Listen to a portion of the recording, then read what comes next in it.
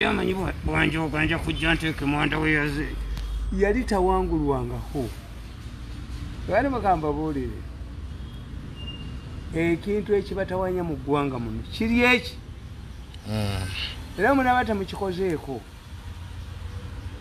ne president Kaniruzi mujja kufuna unexpected man, a dangerous one. Nawamba obuyinza peacefully ng'akawangudde mukakwatemu ensi eyike mu luguudo lwa nsonga eri eki temufunangako orderly succession. Uganda bibadde bya kivandulo buli mwaka kuba munne maje kuwamba bantu bambusebiri bande bayingirawo. Ekyokubiri kyemutalabangako omwana atalabangako mulekwa nga taata we afudde oba yalina obugagga yinaki tatya taata we kufa okutegedde kigambe if you have never seen an orphan whose father had property nafa and grows up in poverty after the demise of his father does not know how an orphanage means. Aba Uganda bonna nono ajoga ennyo oyo ajoga aleesa buli kizibu wano kiri kimu temulabangako betuyita orphanage. Omaligimu orphanage kitegeeza ti gavumenti yammwe yakola ki yavaako. Museveni bwe yatukwata obuyinza yabawonya nti gavumenti yonna gye yasanga eyali badde nga orphan Bobote oba aba Paulo Muwanga bonna abaddipi yabaleeta mu gavumenti.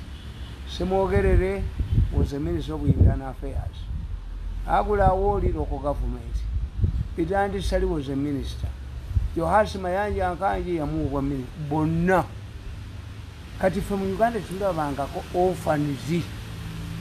Museveni naddira abawesinaira abaali badduse n'abakomyawo ne ssente zaabwe n'azizzaako bonzi ba Moses Ali baani.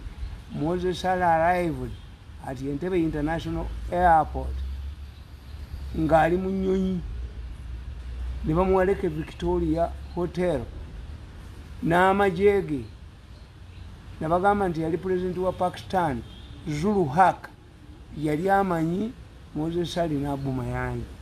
Taata we Zulu Haq yali musawo e Mulago.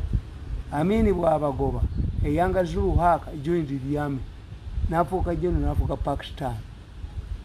Kakati Moses Ali n'abuma yanyi baali bamanyi Zulu Haq senior era yali abawadde ne ennyonyi ne babula weegwa nga akasaawe ke kaseese katono. Era gundi Zulu Haq bwe yafiira mu nnyonyi Moses Ali n'abuma yanyi did not wait to be assigned. Bagenda. Kakati mmwe temulabyeko kye bayita orphanage of a former regime. Kyovola bona ajoga nnyo. Kati ate obuzibu bwe yalowooza nti ajja kufuga eggwanga oba oliwo yakimuteekamu akimulumikemu nakuba buli bantu naffe n'atukuba buli muntu yenna alina valimu n'amujoga n'amugjawo. Kakati obuzibu bwammwe bwebo nti singa mubadde mwalabako a former regime ne bubeera ba orphanage ne mulaba ababonaabona ku street nga batunda ebintu byabwe nga baaliko mu buyinza. Yes. Singa tebakola bye bakola. Omulenzi ono teyalizanyidde mu gavumenti ya Sezaalawo. You go to Kenya, the current president is a former deputy president of Uhuru. Within a very short time, ababbi balumba faamu ya Uhuru. Ne balyako ki? Ne balyako n'endiga 10,000. Mutabani we ne bamwaza olw'emmundu. Family ya Kenyatta ne bagiyuguumya. Omusajja yali asinga okubeera minisita ow'amaanyi mu gavumenti ya Uhuru Kenyatta bamuyita Matiyanga has had a stint in prison. Bamusiba. Yamusiba Ruto. Omusajja yali asinga okubeera ow'amaanyi mu gavumenti ya Uhuru. Ruto yamusiba. Matiyanga. Bano Abanyarwanda. When the Tutsis were chased from Rwanda, the Tutsis were chased from Rwanda in the 50s.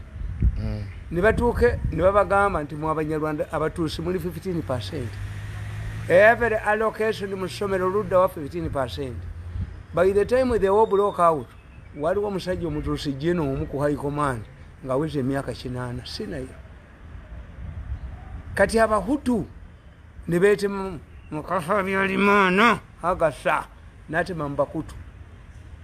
Mumuva mu south. The southern Hutus are those you refer to as the modern Hutus.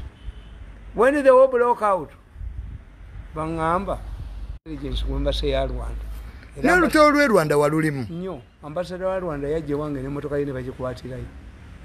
Ambassador wa Rwanda? Yes. Nange nti this is not the first time to come. Attackers, they have been using Burundi 3 times. Gavana tubatta. Bwe kinaabanga bazze kuyamba batuusi bajja kusanga tubasenga tubamazeewo. Commune baali beemanyi ne baleeta endangamuntu ng'omutuusi bamumanyi. Marked. Kakati abamuka Habyarimana agasa divided the Hutus into 2. The northern Rwanda Hutus were Habyarimana hated. In fact, people believed that Habyarimana is Omulera. Omulera faba bimanyi. Omulera ye mwana omukutu gwazadde mu Mukiga. Egwe bayita Omulera. Mumbayita laba Omulera ono. You don't know it. Wekyava. Omuhutu bw'azaala omwana mu Mukiga yaba Omulera. Yaba Omulera. Kati faba abatategeera mitwala laba Omulera ono. Abatamanyi Rwanda politics. Kakati Habyarimana was perceived to be Omulera. Habyarimana hosted me 2 times. President w'e Rwanda. President w'e Rwanda Habyarimana yakuyita emirundi 2. Nangamba nti president wammwe omukwasa guno ng'emabega eri y'ekitala. President Museveni. Kubanga yatuwa enkumbi wano 10 yateekako ennyota z'amagye yali Habyarimana. Era bwe yali ava Luweero emmotoka ye yakola ki? Ate President Museveni asanga obuzibu nti Abanyarwanda okuwamba ewaabwe yali chairman wa OAU. Yes. Nakubira Habyarimana esibu era Museveni bwe yajja n'agaana mu lumu mwe yali asuze. Museveni yagamba those are our best. Habyarimana tagenda kubeerawo. At times Museveni discloses things. Kati yegamba kiri kiki nti when the moderate Hutus, the Southerners, nga baba persecuting, babonyabonya, like the Tutsis, ulwalaba adia LPF, they thought it was a average. Nabo bafunye amudi wingi. Abahutu bano abatulugunyizibwa nabo bakoze eki? Bafunye eki? Twagira Mungu, Bizimungu, Alex Kanyalenge, Rizinde, Meja Rizinde bamujja eruhengere nga nange wendi mukomera bakubye ekomera lye eruhengere. Ne baleeta omukazi Prime Minister Agasa Wiringimana. Abanyarwanda bagala nnyo Agasa. Kakati bamuwa Ababirigi ne bamukuuma. Bamutana Ababirigi 10 nga ndi Kigali. Olwo banoonya. Olwo wali Kigali Rwanda nga bino byonna bigenda mu maaso. LPF yali eweereza abajaasi bayo 7. I don't know how they merited following the Arusha agreement. Yes, twagenda nabo abasirikale ba RPF 7 nga bali ku border. Era twababuuza nti we have this, what if there is a war? Those are elite troops, they know how they merit. Baba abato baba akola kya, I don't know. Kakati twali mu Arusha mwana akkiriza okuteesa n'agamba oyo Agasa Wiringimana Prime Minister. Agasa, go back to Kigali and get this statement. Agasa naimira namuga Habyarimana, I'm not your wife. Prime Minister agambani. President. Siri mukazi wo gwotuma. Kakati abala PF bana abahutu bali batulugunya abava mu Southern Rwanda, the Hutu moderates. Bo balowooza nti LPF efuuse military wing yaki yayo kyola babatta nnyo bano bannaabwe persecuted. They are seeing LPF bali Kanyalenge bali Zinde bani batuli LPF wadde batuusi but they can protect us against the Hutus. Both are Hutus, Northern Hutus and Southern Hutus. What happened? Abatuusi bakomawo. I strongly doubt whether there will be a Hutu president. Mu Rwanda. They have been tamed. tokkiriza nti wayinza okubaawo president omuhutu e Rwanda anti baatemeramu n'abahutu enterahamwe babayitanga enterahamwe tibatema wamu bana bayekera nga babayita enkontanyi n'enterahamwe. What I'm saying is that if you fail to know succession politics ngebyo tobitegedde abalwana mu Uganda siba FDC siba DP naye mulimu innocent nyingi yatabulegwa. One person is disorganizing the Mzee chwa bino byonna entalo zetulamu FDC waliwo omunene abiri emabega atambula nago over the weekend he launched a political party nalabe banne bamunyiga nga banne bamunyiga. Mzee ku weekend waliwo political party yakoledde when arem yakoze political party. Yes. Ku weekend ngina ku video ye question adduka bamuganye nti weregera ku musajja naye tujja kutunka kubanga yakalya sente zange mirundi eki akwate ku zino mukube munyonyo mirundi ena ani ajajini ya mwenyonyi kuba mukoya njoze nnyo ekiyitiridde simwagaliranga ku mukazi sikolanga ki kakati the issue is not political parties mu Uganda. Not at all. The issue not FDC. Waliwo omujoza ajoga ensi kubanga ye ayina okufuuka president ate atya muhoozi era kambabuulire they have 3 options zebalwanirira olaba nze namulabye n'obujozi bwe ng'agamba omusajja gandi tell muhoozi that mirundi is spying on you. Have I ever sat with him in any meeting?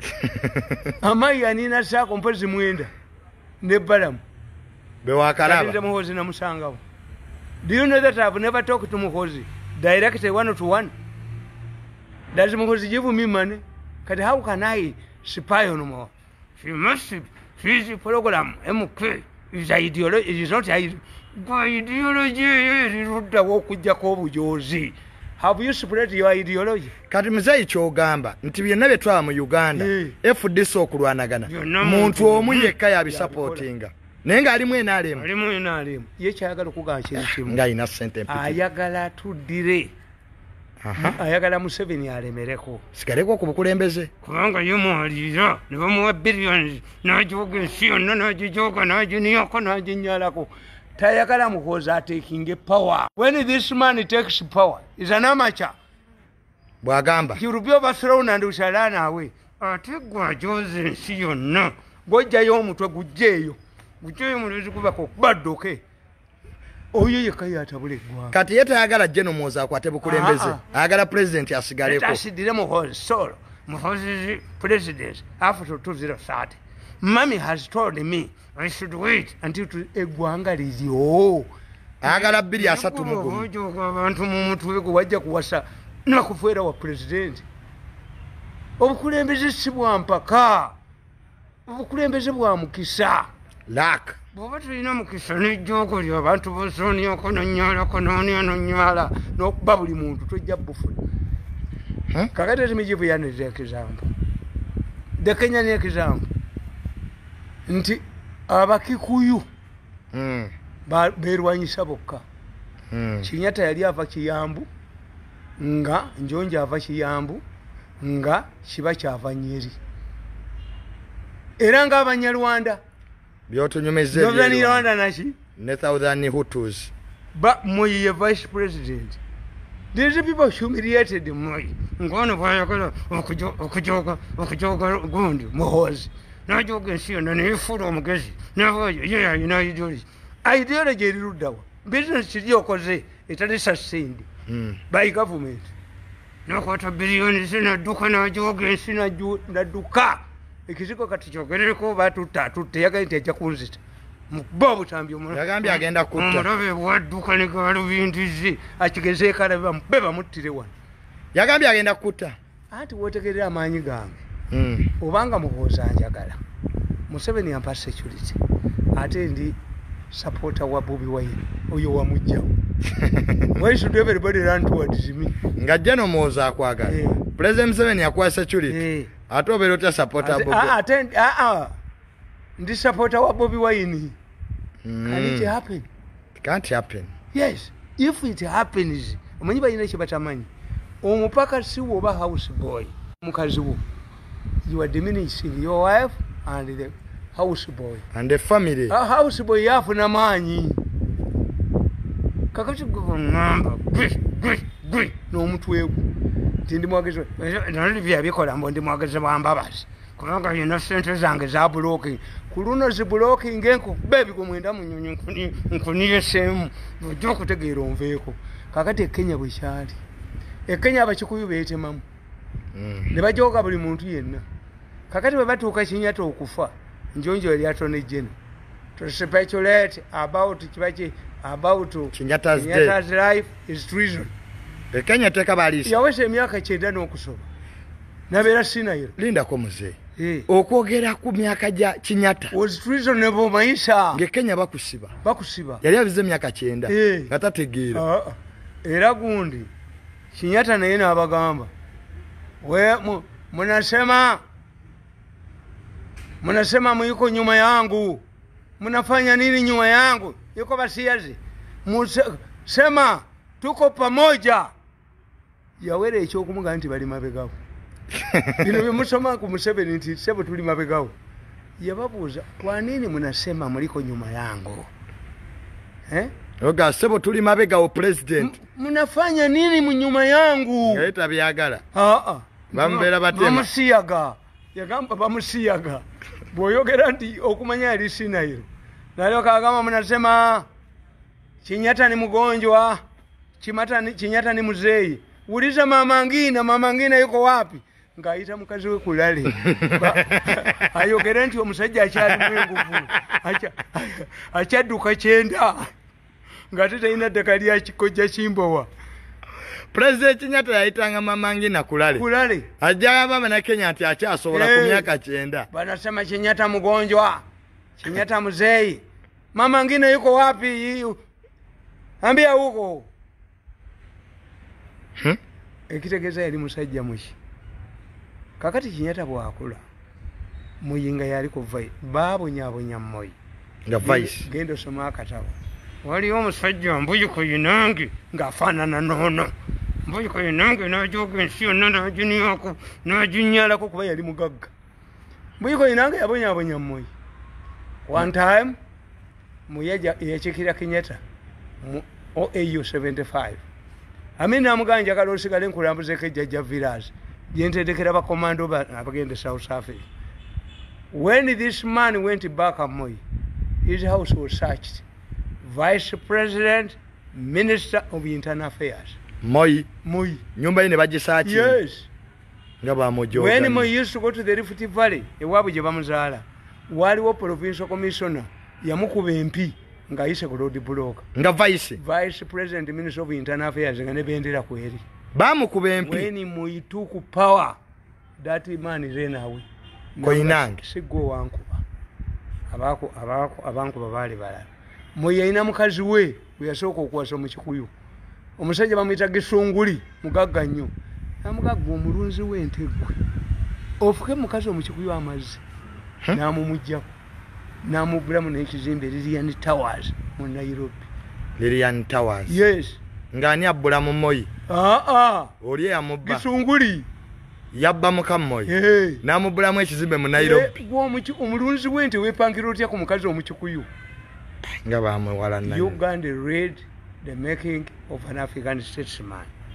One day, Kinyata yaita Moi mu Rift Valley. Nga Museveni bwana ayita omuntu yenna ate mu kitundu kyewaabwe. Kinyata yina amakamanja yina ettaka lingi. Rift Valley is one of the fertile areas. Namuyita. Moi arrived there at 5. Natula katebe. Kinyata n'alaba abagenyi bonna. Chief of protocol ne bamugamba nti the vice president. Who is there? Kinyata n'abuuza. But Moi, washa uyo. Washa mujinga uyo. Moi yasula katebe ng'atudde. Mu State House Nairobi. Iwaabwe gye bamuzaala. Kinyata yalina y'amaka mu Rift Valley. To tell you how he was humiliated. Naye Kinyata azuukuka ku makya saa 12. Moi Are you seated here? Did you sleep here? Yes. Why? The protocol man is not calling me. They said, you were tired. Moi namuganda. Namukwata ku bibega namugamba. Moi, I've tested you. You are going to be my success. Mbuyiko yinange waliwo mbuyiko yinange ajoga ensi mbuyiko yinange ne Kenya yaliyo nga mugagga muzibu kakati Kinyata bwalwala bamutwale mu Mombasa. Kinyata yalwalira mu Mombasa mu ddwaliro naye nga mbuyiko yinange nono mbuyiko yinange tuyina mbuyiko yinange woli onye nnyo ku bantu onyedde ku buli muntu mbuyiko yinange mumuyite mbuyiko yinange kakati Kinyata alwala mbuyiko yinange yajjayo akatebe n'atuula ku kitanda kya Kinyata bamulangirire nti ye president wa Kenya ddako. Mbuyiko yinange tuyina mbuyiko yinange kati omukazi Mama Ngina yali yakyabwa mbuyiko yinange olwo abakikuyu beekozeemu ekibiina the vice president should not take power. Become vice president, change the constitutional group. Njonjo n'aga nti ababyogera treason. Olwo Njonjo abala nti ye kalemese Moi manya kayambe Moi kiba kyayitemu as they are saying tulemese tuwa abanupu sente balabika nti bangi nnyo nti muhozi tabasobola either Museveni asigalewo oba mbuyiko yinange yabasobola mbuyiko yinange okitegedde. Abo bonna crowd za Bobi Wine zingule buguzi to tell you that Bobi Wine is powerful, is more popular. Kakati nti kyetaagisa ki simuhozi tamusobola mbuyiko yinange yamusobola mbuyiko yinange oba Museveni akomewo. Kakati bwe balabye crowd za Bobi Wine zaabwe nga nnyingi zaabwe be baseka musenge kiba kitegeeza nti Jeno Muhoozi ajja kulinda mbuyiko yinange kasi mutegeera mbuyiko yinange yaseka musenge. I asked, I want Bobby's wife to deny. Tusooke tumalirize eri story eya Kinyata olwo alwala Moi afuuka atya president wenjagala tumalirize tudde. Mbuyiko yinange asatama ku kitanda kya Kinyata erangirire. Kinyata bwe yafa Mama Ngina teyakaaba. Kinyata nga afudde. Yes. Yagamba mbuyiko yinange nti omulwadde awumuddemu. Mbuyiko yinange namugamba nzizeeyo kuweza ku ngoyi. Kuyinange n'agenda okukyusa engoyi omukazi n'akomawo. Yakubira Moi essimu ekiro. Moi, the eyes of the country have closed. Moi yava mu Rift Valley ekiro nga tewali amanyi, tewali sayini yonna yakufa kwa Kinyata. N'atuuka e Mombasa n'asanga Kinyata afudde. The woman Mama Ngina Ranga, the then Ame commander was a Kamba man. Mukamba yali anywedde omwenge mutamiivu. Who comes next? Wacha hiyo Moi kuba buli omu yalowooza nti Moi musiru ajja mujjako ki mangu the way you portray Muhoozi dankwe ne buno bw'omonito n'entwe zaabo obutasobola nagula gundi. Kakati bagenda okulangirira nga Moi amekamanda ali mabega wani wa Moi kwe kutegeera Kinyata afudde era the successor is Moi. President Kinyata bwe yafa mukyala we Mama Ngina teyakaaba yakubira Moi essimu namugaa jangu mbuyiko yinange Mama Ngina nga yazannya kikomando mbuyiko yinange nekimulema. Mama Ngina nga yazannya ekikomando muyinajja kambawo ekyokulabirako ekyokusatu. It was in Malawi. Kamuzi Banda has like a Kinyata had reached 94 years. Sinairo gundi oyo Kamuzi Banda yayina enkola ng'alambula Malawi buli myezi 3 omulundi gumu. Ne baminisita bonna baleka abakubye erishafu leka abagobye the results zasanze mu Malawi bali wagirikali kyo buli wane zezikuyimirira n'okomawo yes nga ina ekibiina kyakikutte mu ngalo bwati yayina Kamuzi Banda tebamanyi baana be omukazi gwe yali ayina bamuyita Mama Kazamira yali Nansi we Kamuzi Banda medical doctor mu America. Kamuzi Banda was a short man, but to compensate to become taller zinenga talk about that is in you had to stand at a distance to greet him. Ng'omuyimirira wala. Nobody could become taller than Engwanzi Mpologoma. Naturalizing eggwanga lyonna. Baali bamuyita batya? Kamuzi Banda. Ngwanzi Empologoma. Kulembeze ba Afrika beeyise bintu Katonda wange. Ofajayo. Oyo nkulumu. Mubutu seseko ku mwendo wa Zabanga. Seggwanga etaleka nseera nga tegifungudde kinsuti. Ye yali Mubutu. Ayambala gundi. Ayambala leopard skin ng'enkofiira. Akola ki? TV ya Zaire bwe yabanga eggulawo bamulaga ava mu ggulu. Mubutu. TV ya Zaire yamulaganga ng'ava mu ggulu buli lunaku nti gyasula. Ndiga balote abeerayo n'agenda omusajja abeera mu bifo biri omulundi.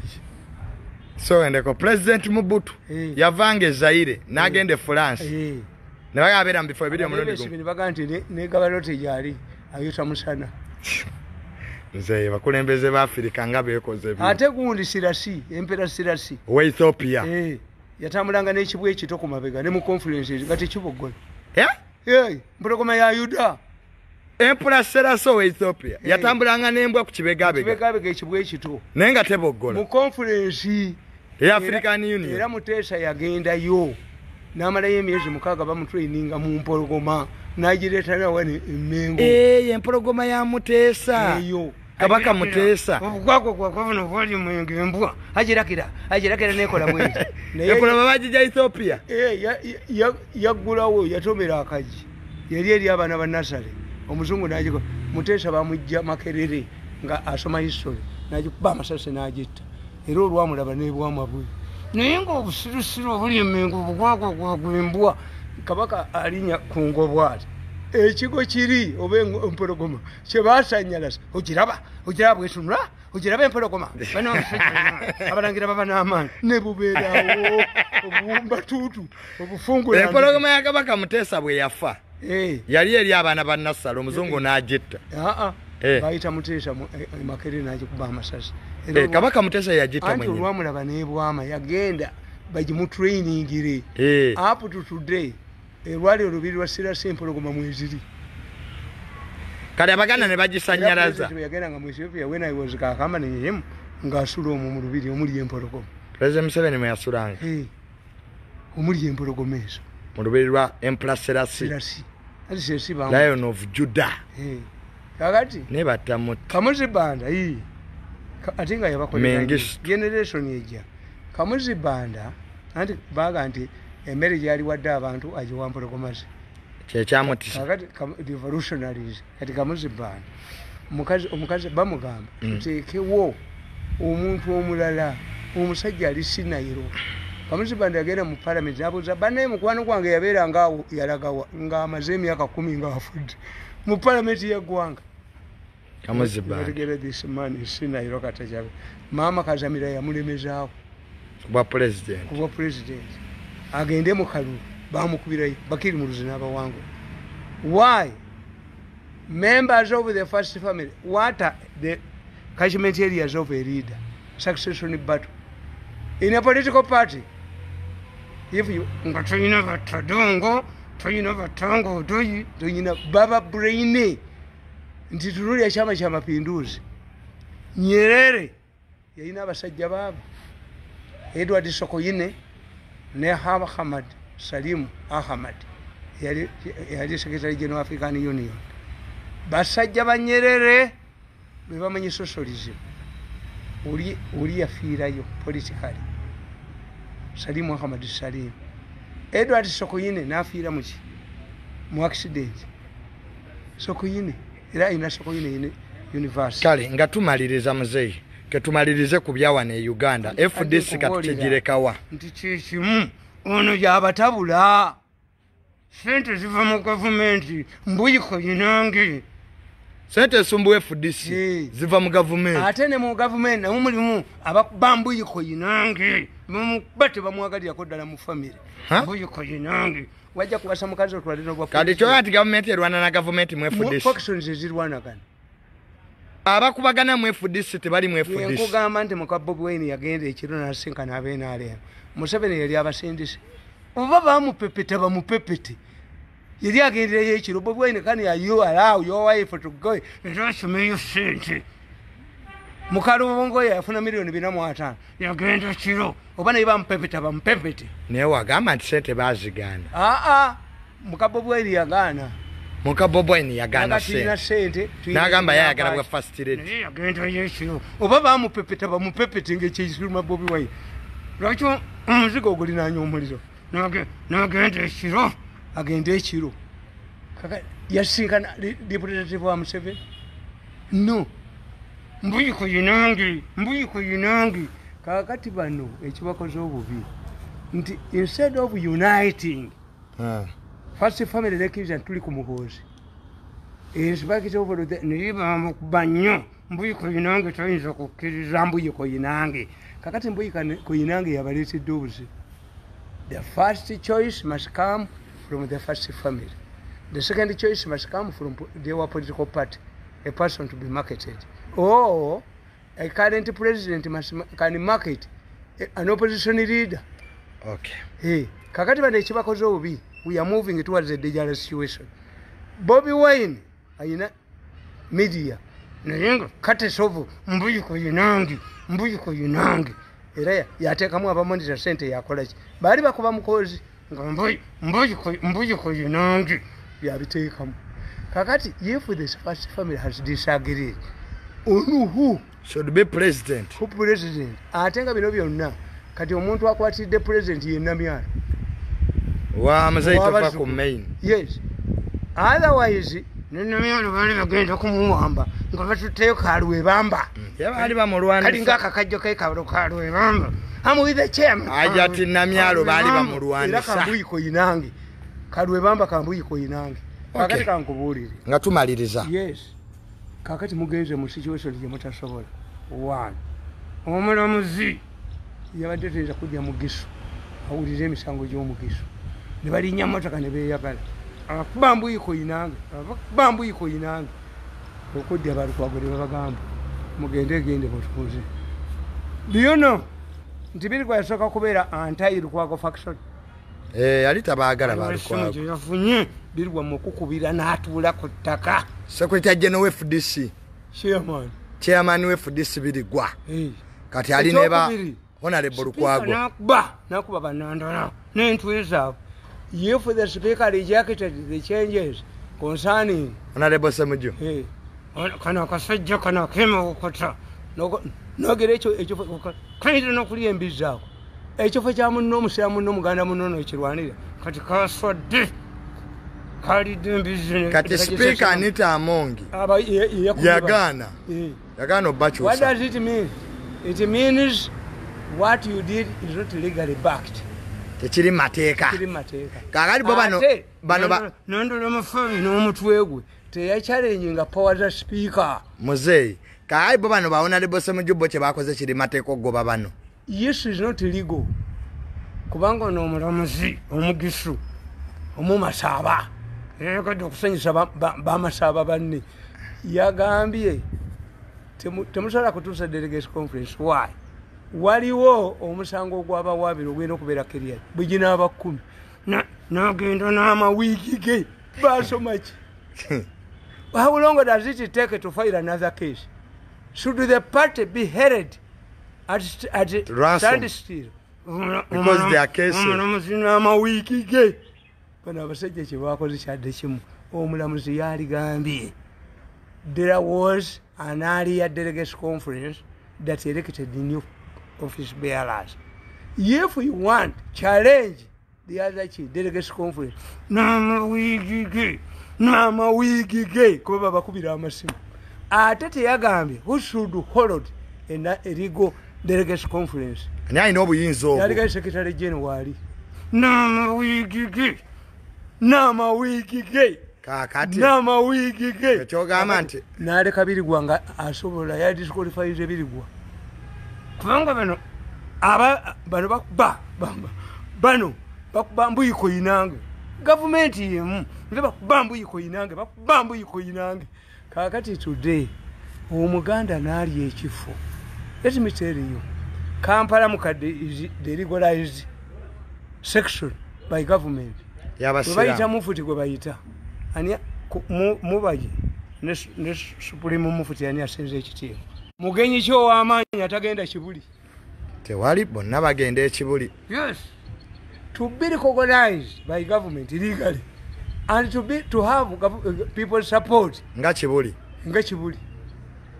nti kati balukwago ogenda okulaba lukwago bwalambula emizikiti anti president ye interim president kati Allahu akbar Allah ne bagenda kati muzikiti gwawa bamwaniriza omusiraamu bamulabako abali mininga the past of Idi Amin ate abasiraamu balina solidarity in many cases tewali musiraamu atajja kuwalukwako kale lindako muzeyi kakati engeri honorable Lukwago Elias Janet kati ya president we FDC emotoka basukuma ya Lukwago omukulembeze we FDC bameya banne bamuyite alambule emizikiti the mulamuzi did not look at this. To the question yali bagambye you had an area delegates conference that brought in new office bearers challenge like the speaker challenged them nga bajjako ba honorable Semoju mu parliament ate kati speaker nabigoba bambuyiko yinange takyasobola kuba bano nalala mafabi sente ate Besigye yabakuba n'abagamba sente zava mu Bank of Uganda ng'ennamba zazo za State House enamba ezali ku sente za State House si za Bank of Uganda zava mu Bank of Uganda nga specifically ziragawa Besigye yali mugezi nabaga nti esaawa muzeyi soko olindeko Bank of Uganda sente ezali mu FDC yali eziweereza State House nezesanga mu FDC nebazeeterewa gundi bamukwate ani oyo salamu so no kiza Besigye kazina lyeffere ddungi nnyo yazibagobya what if nga government by intelligence bajja bazigoba ne bagoba nti bakwatidde sente za State House mu maka ga Besigye ebyo Nandala yabikola Nandala talina bwongo kano Besigye naye sente yazibuuka mangu nabamuzizzeeyo you how government operates muzeyi sijja kusuka wano politics mungi sente zonna ezo sente wamma sente namba zazo zibeera zeegoberera kubanga akati olaba emu 2 3 sente zizo zeegoberera ennamba eno ati mwabazijja mu banka mwabazijja mu zibando mu banka kano Besigye yali azimanyi nti bwe tuba tugenda okukwata abantu tuyinza okuba nti sente bazijje mu State House money found in Besigye's house singa talina wanyi ebyo bigamba Nandala mufaabi namuliyati oba kano Besigye naye n'abayinfoma mu gavumenti abamugaa sente zo tozikwata za State House wamagye finally tumalize gundi ali injured ani Bobi Wine ebintu byeyavumye muhoozi ne president nani ebya tribalism bono bamonito n'obuwakibo mugamba mbwa n'obuvabukedde tribalism isn't tribalism kuvuma abantu abalina power oba si kuvuma abiddemu kabwe yabyogedde kakati what is going to happen Lukwago ne Kizza Besigye bagenda kufumula enfuufu why bategedde nti waliwo a large percentage of Ugandans eyagala change ebadde gende wani do they want Bobi Wine yabazaala oba balina cause anybody nga abagenderamu bagenda naye kakati the police must prepare for battle for honorable Lukwago ne Besigye nabo bagenda kutandika bafumule enfuufu wano nga ne Bob Wine ne afuumuula. Bob Wine is injured now. Naye ayagala okuvayo n'omutwe gwe. Naye ng'ebyo byonna mbuyiko inange yabireese. Ane muzeeyi ebigambo Bob Wine byayogera kale byali bibi. Byali biyawula mu mawanga. Sikwawula mu mawanga. Sectarianism. Nedda kwali kuvuma. Eyamuwa. Amagezi ago. Mbuyiko inange olabika yamuwa sente. Avumejjeno. Kubanga obujinga bwabwe buli bwe buti. How can you buy a new garment for your wife on Christmas? Gwotagenda kutuula naye. Bo balowooza mbu sente. You eliminate leaders, but you are going to get a headless revolution. Ofuna omuyoyo awedde emirimu nga kkoni. Amanyi nti Chief Justice yayambako gavumenti n'ateesa n'abayekera n'abeera looya waabwe. Okay, tetugenda kusookawo wano. Mubadde balabi balungi. Ebibala bya mbuyiko inange. Ate ffe batugamba by'obufuzi. Tikasa mu gavumenti mujjamu president kwatasobola kukwata kebeeyizi. Museveni tayinza kukwata ku mbuyiko inange. Ye Museveni alowooza appeasement. Kamuwe kino kamu. Could Hitler have been appeased? Can you appease mbuyiko inange? Mbuyiko inange? Kale.